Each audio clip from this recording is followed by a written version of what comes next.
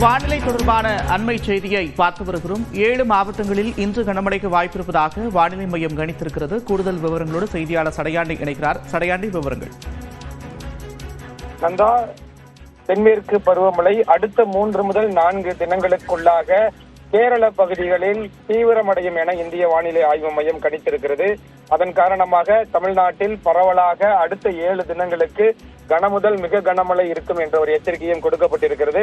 அந்த வகையில் இன்றைய தினம் நீலகிரி, கிருஷ்ணகிரி, தருமபுரி, திருப்பத்தூர், வேலூர், ராணிப்பேட்டை மற்றும் திருவள்ளூர் ஆகிய 7 மாவட்டத்திற்கு கனமழை எச்சரிக்கையானது கொடுக்கப்பட்டிருக்கிறது.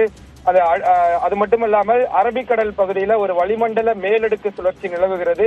இது அடுத்த 12 மணி நேரத்திற்குள்ளாக காற்றழுத்த தாழ்வு பகுதியாக உருவாகக்கூடும் என்ற ஒரு கணிப்பையும் இந்திய வானிலை ஆய்வு மையம் வெளியிட்டிருக்கிறார்கள். அது மட்டுமல்லாமல் இது காற்றழுத்த தாழ்வு பகுதியாக உருவாகியதற்கு பிறகு அடுத்த 36 மணி நேரத்திற்குள்ளாக அது காற்றழுத்த தாழ்வு மண்டலமாக வலுவடையும் என்ற ஒரு கணிப்பையும் இந்திய வானிலை ஆய்வு மையம் வெளியிட்டிருக்கிறது. எனவே அரபிக்கடல் பகுதிகளில் குறைந்த காற்றழுத்த தாழ்வு பகுதி உருவாகியதற்கு பிறகு தொடர்ந்து தென்மேற்கு பருவமழை தீவிரமடையும்.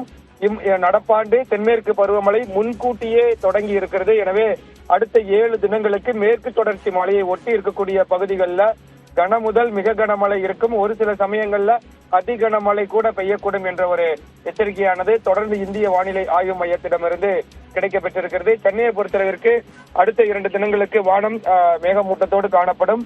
ஒரு சில சமயங்கள்ல ஒரு சில இடங்களில் லேசானது முதல் மிதமான மழை பெய்யக்கூடும் என்ற ஒரு எச்சரிக்கையும் இந்திய வானிலை ஆய்வு மையத்திடமிருந்து கிடைக்கப்பெற்றிருக்கிறது. நன்றி சடையாண்டி, விவரங்களுக்கு.